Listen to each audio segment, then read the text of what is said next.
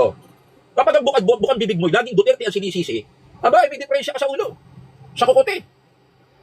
Sisihin mo yung namumuno, yung mga nasa posisyon. Bakit mo sisisihin yung walang kapangyarihan para mamuno? Di ba? Kung ang tingin sa atin ng mga ibang bansa, tayo ay isang bagsak na republika o estado, failed state, failed, bagsak.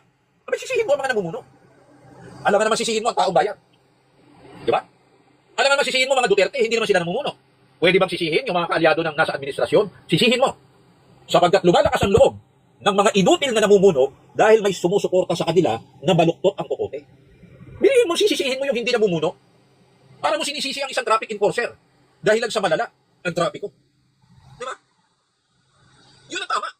Anong ginagawa ng traffic enforcer? Anong ginagawa ng mga nagpapatupad? Alam ka namang sasabihin sa sisihin mo, yung naglalakad sa kalsada. Alam ka na sisihin mo yung namamalingki. Di ba? Sisihin mo yung mga nagpapatupad ng sistema ng trapiko. Maaaring yung mga motorista dahil walang disiplina. Yung mga traffic enforcers. Pero sisihin mo ang taong bayan, hindi naman namumuno ang taong bayan. Tatawagin mo pa silang bobotante. Pero sa kanila ka humihingi ng boto. Ganyan po ang mga tao niya. Ngayon, para hindi matuon ang sisi sa kanila, gumagamit sila ng mga panlito o maskara. Alam niyo kung ano yung mga panlito at maskara yan? Impeachment. So, pag ipinayin nila ang impeachment, ano ang maririnig mo kasunod ng bukang bibig nila? Panagutin, kulong na yan, mga kurakot, bato, arestuhin. Sara, Vice President, panagutin. Yan na. Sanay na sila dyan. Bakit natin nasasabi ang ganyang obserbasyon? Uulitin ko yung aking tinalakay kahapon. Napanood na po natin ang pelikulang yan sa nakaraan. 14 years ago, ng kanilang winawalwal, dinudurog, winawalang hiya, binabastos, kinakatay ang punong mahistrado, Chief Justice Corona. Mga gawa-gawang ebidensya, mga manufactured, mga kasinungalingan, hindi lang si Chief Justice Corona. Damay dyan ang kanyang pamilya at mga supporters. Hindi ba ganyan din ang ginagawa nila ngayon? Meron silang atake sa mga sumusuporta sa politika ni Vice President. May atake sila sa mga abogado ng Vice President na nagtatanggol sa kanya. May atake sila sa mga politikong kaalyado niya.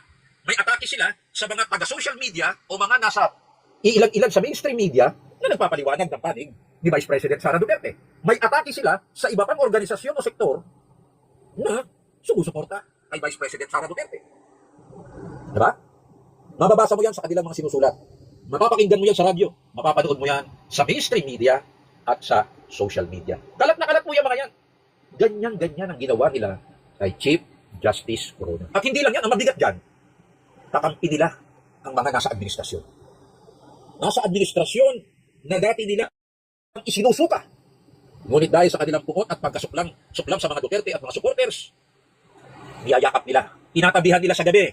Nakikipagyapos sila sa gabi. Kung ano ginagawa nila sa gabi habang nakayapos, bahala na kayo. Sa madaling salita, inihahain nila at kinakain nila.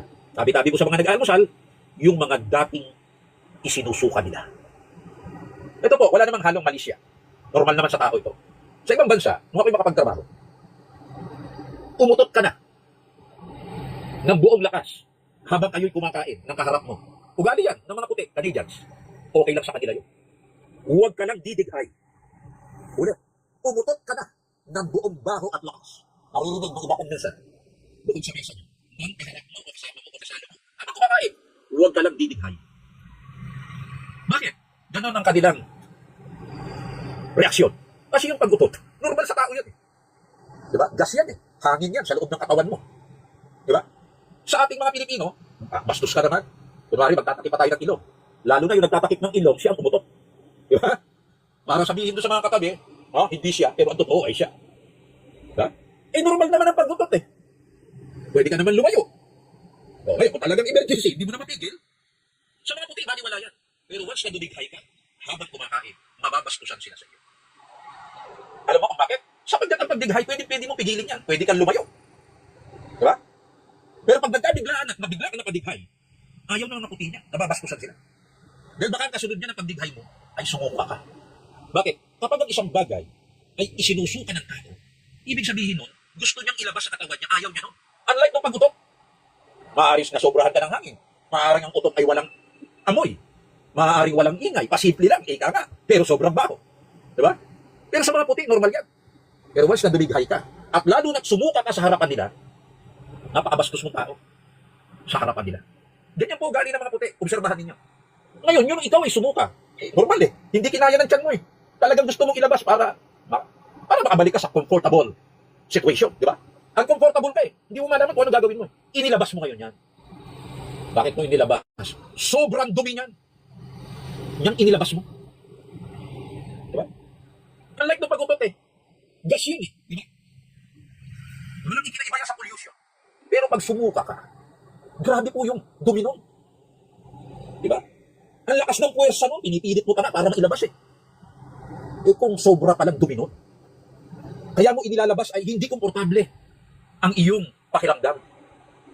Sinong matinong tao, maliban sa aso, ang kakain ng suka?